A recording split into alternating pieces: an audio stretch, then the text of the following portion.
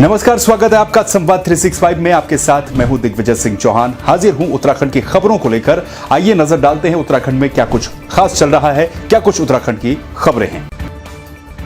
केदार घाटी में बीते दिनों भारी बारिश के चलते काफी नुकसान हो गया था, जिसके बाद डीएम वंदना सिंह ने नुकसान का जायजा लिया।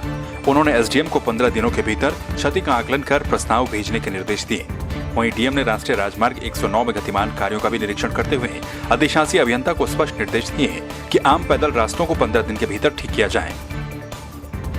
बागेश्वर के कपकोट ब्लॉक के अंतर्गत डांडा तहसील के धर्मघर बास्ती गांव को जोड़ने वाली ग्रामीण सड़क पर भूस्खलन के चलते 2 पुलियां बह गई थीं। दोनों छोरों में 15 छोटे वाहन फंस गए थे। वहीं ग्रामीणों के बुलंद हौसले रंग लाए। करीब 6 घंटे के बाद इस सड़क पर अस्थायी लकड़ी की पुलिया का निर्माण किया गया। ग्रामीणों के सहयोग से तख्ते बिछाकर वाहनों को बाहर निकाला गया, जिसके बाद मामले का संज्ञान लेते हुए जिलाधिकारी ने बताया कि लोक निर्माण विभाग को मोटर मार्ग दुरुस्त करने के निर्देश दिए गए हैं। मेरे भी संज्ञान में है नहीं तो, लेकिन जो संबंधित इसके विभाग होंगे उनसे बात की जाएगी। अगर इसको आपदा के मानकों के अंतर्गत ये आती होगी, एसडीआरएफ के मानकों के अंतर्गत, तो इसमें और इम्पोर्टेंट वर्क होगा, इसको शुरू करना आवश्यक होगा। तो इसको जो है आपदा के अंतर्गत लेके इसको रोड को जल्द से जल्द बनवाया जाएगा। टिहरी के जौनपुर ब्लॉक के मुख्यालय थत्यूड़ में गुरुवार को पूर्व प्रधानमंत्री स्वर्गीय राजीव गांधी की 76वीं जयंती के मौके पर युवा कांग्रेस थत्यूड़ के द्वारा राजीव गांधी को याद करते हुए राजकीय इंटर कॉलेज थत्यूड़ में वृक्षारोपण किया गया। समस्त युवा कांग्रेस कार्यकर्ता ने पूर्व प्रधानमंत्री राजीव गांधी को श्रद्धांजलि अर्पित की। स्वर्गीय राजीव गांधी जी की जयंती में युवा कांग्रेस थत्यूड़ द्वारा राजकीय इंटर कॉलेज थत्यूड़ में वृक्षारोपण किया गया। समस्त युवा कांग्रेस थत्यूड़ उन्हें श्रद्धांजलि अर्पित करता है। टिहरी बांध की झील से प्रभावित नंदगांव के ग्रामीणों की विस्थापन की मांग लंबे समय से चली आ रही थी, लेकिन नंदगांव के ग्रामीणों का विस्थापन आज तक नहीं हो पाया, जिसके चलते प्रभावित ग्रामीणों ने पुनर्वास निदेशक को ज्ञापन सौंपा। दरअसल टिहरी बांध की झील से प्रभावित नंदगांव के ग्रामीण विस्थापन की मांग साल 2010 से कर रहे हैं, लेकिन ग्रामीणों के विस्थापन की मांग आज तक पूरी नहीं हो पाई। पूर्व में नंदगांव के ग्रामीणों ने गांव के विस्थापन की मांग को लेकर धरना प्रदर्शन और आमरण अनशन भी किया था। विदित है कि टिहरी बांध प्रभावित हम लोग हैं और झील से लगातार भूदशा हो रहा है। क्षेत्र के ग्रामीण जो है मौत के साए में जीने को मजबूर है। और यहाँ पर हम आज जिलाधिकारी महोदय से मिले। जिलाधिकारी महोदय ने आश्वासन दिया है कि मैं शीघ्र इस पे कार्रवाई करूँगा। हर गाँव का स्थलीय जो वहाँ पे जाके देखूंगा। और हम ये उम्मीद करते हैं कि इस बार जिलाधिकारी महोदय और सरकार जो है हमारा विस्थापन करे। 14-15 साल से धरना कर रहे हैं। रोज जब भी हम आते हैं यहाँ पर आश्वासन दिया जाता है हमें। हर समय यही पूरा काम हो गया, फिर उसमें फिर लास्ट शुरू से वही हालत होती है। अभी तक हमारा कुछ नहीं हुआ है। हमें 15 साल विस्थापन की मांग है। हमारे खेत भी डूब गए। मकानों की ऐसी स्थिति है कि सारे लोग वैसे ही छोड़ के चले गए, पर हमें अभी तक कुछ नहीं। प्रवासियों को स्वरोजगार से जोड़ने के लिए उत्तरदायी मुख्य लाइन डिपार्टमेंटों को बूस्ट अप करने एवं योजनाओं का धरातल पर क्रियान्वयन की स्थिति को लेकर जिलाधिकारी मंगेश घिल्डियाल के द्वारा निरंतर विभागवार समीक्षा की जा रही है। जिलाधिकारी ने विकास भवन स्थित बहुउद्देश्य हॉल में सहकारिता विभाग के क्षेत्रीय अधिकारियों सचिवों के धरातलीय कार्य प्रगति की समीक्षा की। समीक्षा के दौरान प्रतापनगर क्षेत्र के 11 सहकारिता सचिवों के द्वारा लिमिट जारी होने के बावजूद भी स्वरोजगार स्थापित करने वाले आवेदकों को ऋण वितरण की शून्य प्रगति पर संबंधित सचिवों के वेतन रोकने के निर्देश दिए गए। उन्होंने एआर कोऑपरेटिव को स्पष्ट निर्देश दिए कि कार्य प्रगति में सुधार नहीं लाने तक संबंधित सचिवों का वेतन निर्गत न किया जाए। गणेश चतुर्थी पर इस बार कोरोना का असर साफ तौर पर दिखाई देगा। प्रतिवर्ष होने वाले समारोह इस बार कोरोना के चलते नहीं हो पाएंगे। 22 अगस्त को घर घर में गणेश जी का आगमन होगा। लोगों का कहना है कि घर पर ही वो गणेश पूजा करेंगे। वहीं मूर्तिकारों का कहना है कि इस बार कोरोना वायरस के चलते गणपति महोत्सव की धूम फीकी है। मूर्तियां नहीं बिक रही हैं और उनका सही दाम भी नहीं मिल रहा है।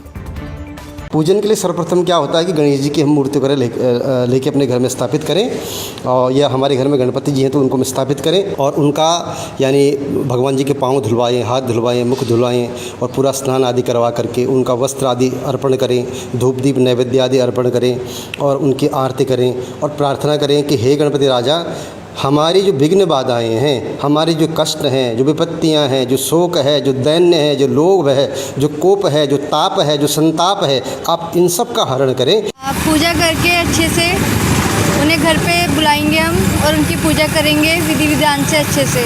बहुत मार इतनी पड़ गई है, पूरी ज़िंदगी तक उठा नहीं जाएगा हमसे। इस बार तो कोई 70 मूर्ति केवल छोटे छोटे पीस 70 बनाए हैं। हर साल तो ये छोटी मूर्ति तो बन जाती थी, कम से कम 500 मूर्ति मेरी बनती थी। वाइट सीमेंट की बनाते हैं, मगर इस बार क्या करें, मजबूरी में हमने सोचा कि चल कोई बात नहीं, थोड़ा थोड़ा निकल ही जाएगा, खर्चा पानी तो आ ही जाएगा।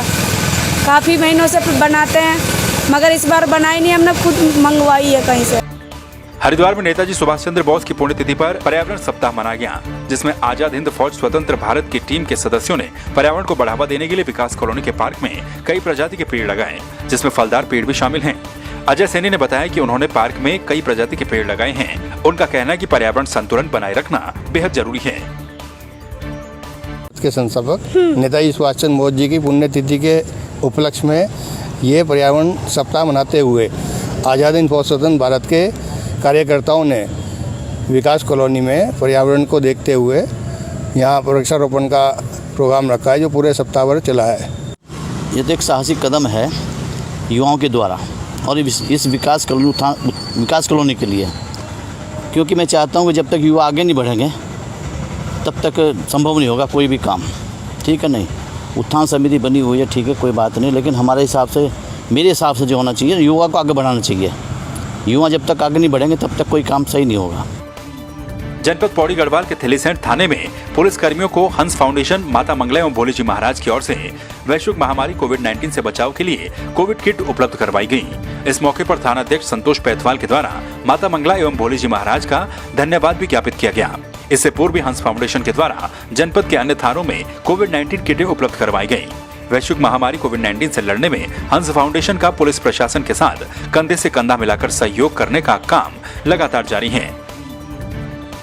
आदरणीय माता मंगला एवं भोले जी महाराज हंस कल्चरल संस्था के द्वारा हम लोगों को कोविड-19 वैश्विक महामारी से बचाव के लिए इसकी किटें उपलब्ध कराई गई हैं, और इस उपलब्ध कराई गई किटों के संबंध में मैं हंस कल्चरल का थाना थलीसैंण की तरफ से धन्यवाद ज्ञापित करता हूं, क्योंकि उनके द्वारा इस वैश्विक महामारी में इस संस्था के द्वारा इस टाइप से कंधे से कंधा मिलाकर इस बीमारी से लड़ने के लिए जो संकल्प लिया गया है, इसके लिए मैं माता मंगला एवं भोले जी महाराज का पुनः एक बार धन्यवाद ज्ञापित करता हूँ। कोटद्वार में पूर्व प्रधानमंत्री राजीव गांधी के 76वें जन्म दिवस पर कांग्रेस कार्यकर्ताओं ने सद्भावना दिवस मनाया। साथ ही उनके चित्र पर पुष्प अर्पित कर उन्हें श्रद्धांजलि दी।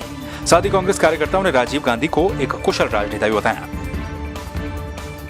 राजीव जी दुनिया के सबसे कम उम्र के प्रधानमंत्री थे, लेकिन कम उम्र के होने के बावजूद भी उन्होंने संचार क्रांति, पंचायती राज की स्थापना, युवाओं को उनके अधिकार देने जैसे कई महत्वपूर्ण क्रांतिकारी कदम उठाए, जो आज भी देश के लिए मील का पत्थर। तो आपने देखा उत्तराखंड में क्या कुछ खास चल रहा है, क्या कुछ उत्तराखंड की खबरें रही। एक बार फिर से आपके सामने हाजिर होंगे उत्तराखंड की कुछ और खबरों के साथ। तब तक के लिए आप बने रहिए संवाद 365 के साथ। नमस्कार।